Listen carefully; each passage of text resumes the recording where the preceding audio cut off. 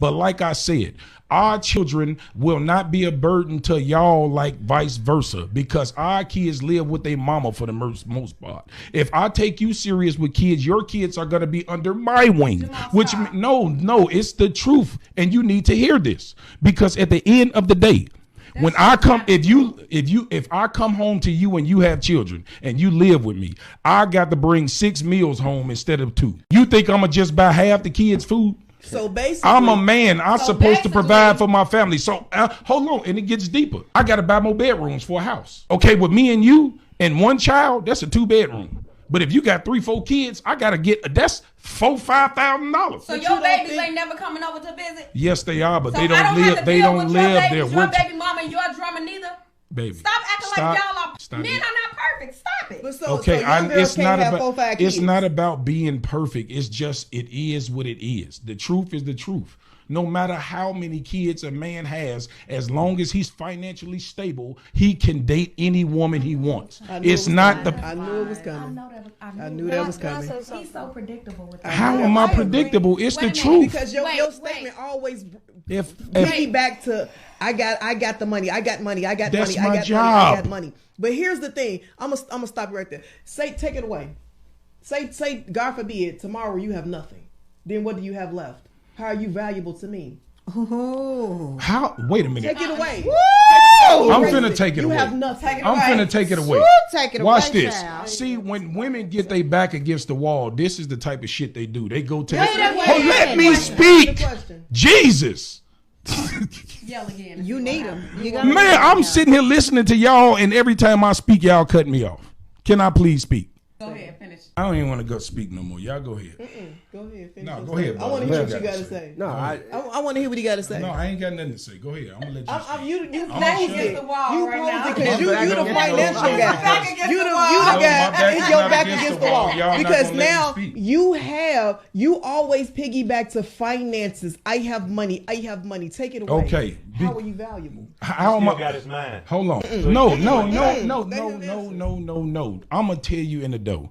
Money matters when it comes to a man. My job is to protect and provide, okay? If I can't do those 2 things to start with, I am not a man. It start with protecting and providing. Then obviously it comes with all the other shit. But let's be honest, ladies. A man can have all this integrity and all this shit y'all talking about. If he's broke, you not gonna fuck with him. So stop the cap. So stop it. If you my man and you have nothing, you have no money, how are you valuable to me?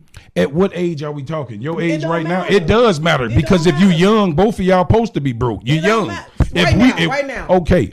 Why would you be dating a man at 40-some years old with nothing? Right now. Let's start there. You the one always. I'm asking you a question. You still have not answered my question. And the question is what? Say it again so I can answer it one more time. Jesus Christ. I don't understand. You have nothing. How are you valuable to me? Okay, so you saying if you meet a man off the back, you have nothing. How are you valuable? But see, that's the what thing. I'm saying is this. Hold Hold on, butter. Because she keeps saying if you have nothing, what is the circumstance? Is you talking about you with a man? Would you let me speak? Jesus Christ. Because you keep asking the question, what am I talking about? Because you say on because you listen for a second. Your whole argument is finances. Okay. You have nothing. Okay. You have Can the doctor help? Once I understand what you're saying, but you're not listening to me because you keep saying nothing. You have to put what you're saying in context. Are you saying I'm a man that was with you that fell off, or are you saying I'm a man that you met off initially and I ain't got shit? What is the scenario? Listen, okay, so what Sabrina is saying, if you're a man coming into a relationship with her and you have no financial stability, nothing to offer, what is it that you can offer her as a man? Because we're saying that because you always piggyback on finances. Yes. What if you didn't have finances to offer? How are you valuable to a woman with no finances? First of all, if you 40 years old and you ain't got no money, you are not valuable. You a piece of shit. That's number one. And number two, why would you be dating a man 40-some years old that ain't got shit?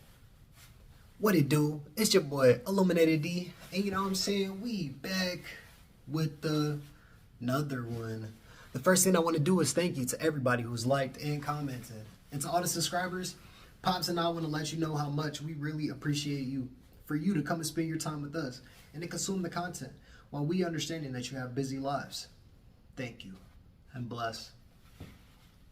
So today we got a video where I put the name of the channel in the description. I was just watching this, and I think that this was an amazing conversation because it gives two different perspectives of how everybody's looking at the relationship basis, from individuals who have children and individuals who are stepping into an already built home and how they are perceived on what their priorities are inside of the relationship. So I think that this was an amazing display of all the chaos within side of how people are thinking. And if I may, I would love to pitch in and provide some clarity on how we think. And I think maybe I can even clear it up a little bit better than how he was saying it. So basically, it started off and they were talking about if a man steps into an already built household, there's two different dynamics of this perspective, because if the woman that you're choosing to seek after, like if you fall in love with a woman that has children, what he was saying is that you're not only providing for the woman that you're actually in the relationship with, you're providing for the children as well. Maybe not in the dating phase. Not in the dating phase. In the dating phase, everybody's responsibility is solely their own.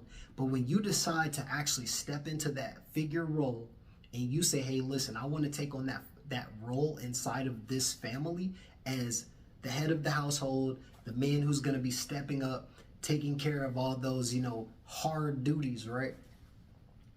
These are the things that are going to come with it.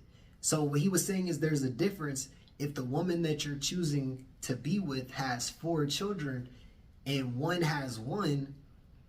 The dynamic of it is very perspective, because yes, at some point, if that's the case, you're going to have to provide not only for her, but for the children as well. And I want to let you all know that there is nothing wrong with that. If you're choosing the woman and she has children, you're absolutely going to want to take care of the kids because you love her. So you should love the kids the same way that you love her, because they are an attachment. They are a piece of her. So you should love the children just as much as you love the woman that you're with. But what he was saying is financially, the burden potentially can be a strain. And I think where it could have been explained a little bit better is that, yes, if you have 1 child, that means that the resource exertion that you're just going to have to put out so you can get an apartment if you have 1 child, because you can get like a 2-bedroom, maybe a 3-bedroom. It just depends on how big of a lifestyle you want to live. I know people that had 5 kids and they were all living in a 2-3-bedroom. Like, it's not like they weren't stacking up on bunk beds. So I think what we're looking at now is a privileged mindset. Everybody believes that they have privilege and everybody wants to live the highest lifestyle, but nobody wants to work as a team. And I think on what the women were saying is they're saying, well, you keep talking financially. Finances are everything. We have to look at it like men and women think differently. When I was younger, when I was a child, up until like the age of 24, I didn't think about my finances. The only thing I could think about was living day to day, until I came to this point where I was like, damn, I gotta worry about where I'm gonna live. I gotta think about food. I gotta think about the bills. I gotta think about the car note. I gotta think about the lifestyle that I want. So I gotta think about investing. And I'm pretty sure, yes, I know women think like this because I have female friends that are very smart when it comes to their finances, even colder than me at trading, even colder than me, always walking around with a bag on them. A bag, and I'm not talking about a Birkin, I'm talking about a wad of 100 of Benjis. So if that's the case, I think where this whole dynamic is just getting misconstrued is that it all takes teamwork. And what the women were saying was, well, if you take away the money, then what value do you have? And the truth of it is think about it. Nobody wants to be with anybody who lives in a cardboard box. If I pull up with a grocery cart and say, hey, babe, hop in the grocery cart. You're like, wait, what do you mean? It's raining outside. You got this grocery cart. Be like, yeah, I'm going to drive you in this Uber. But this is a grocery cart. And then I push you on down to my cardboard box and be like, hey, let's go ahead and climb in here. Now, if she really with you, she going to get in your cardboard box and come and see how you living. And she going to do her damnness to try and level you up. I promise you that there's women out here that will do that. But the majority of anybody who's actually at a certain level and they're comfortable with the lifestyle that they live in, they're not going in the cardboard box. I'm not going in the cardboard box. I'm not, look, we gonna come back, look,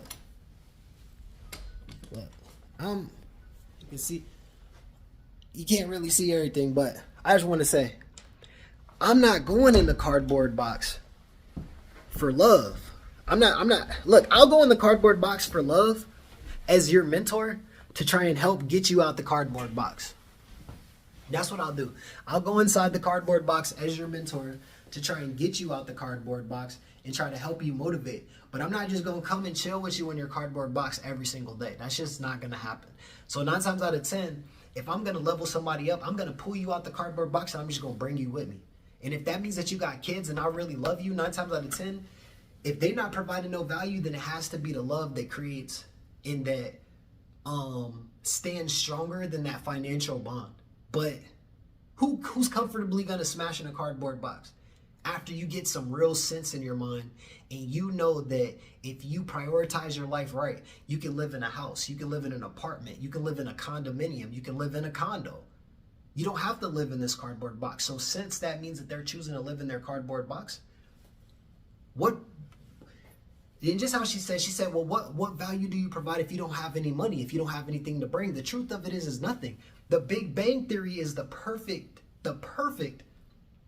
explanation for this, because science says that the Big Bang happened, right? That's not true, because scientifically 0 equals 0. So that means that it's not possible from nothing to come from nothing. And it's just the hard fact of reality. So looking at it from his standpoint, he's absolutely right. As a man, we're thinking about coming in and how we're going to provide for this already made household and how we're going to step in and how we can better assist with the children in their upbringing, as well as nurturing our own relationship, as well as taking care of my own mental, because I know the responsibility that I'm about to step into.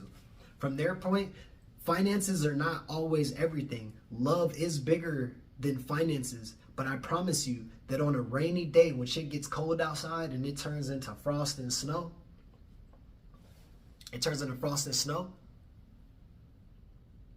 love isn't gonna keep you warm. It'll keep you warm in your heart.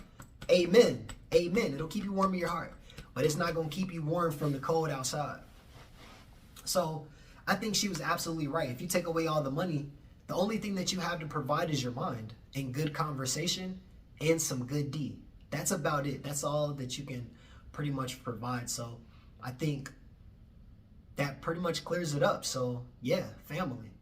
We all want to be successful. We all want to be somewhere in life. But in order to do that, you got to do something you ain't never done before. And that's the reason that we doing this right here, right now. Everybody be blessed. Be safe. We out.